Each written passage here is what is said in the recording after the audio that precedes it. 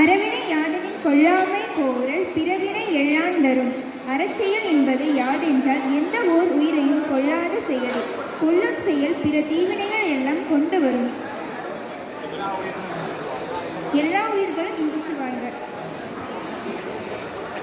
குரல் உண்ணாமை வேண்டும் புலால் பிரிந்தோன்றன் புன்னந்து உணர்வாய் பெறி. பொருள் புலலால் பிரிந்தோர் உயிரிக்கும் என்று உண்பவர் அதனை தாம் பெற்ற போதும் உண்ணாமல் இருக்கும் நல்ல ஒழுக்கமுடைய இயற்பினராதல் வேண்டும். தேங்க்யூ.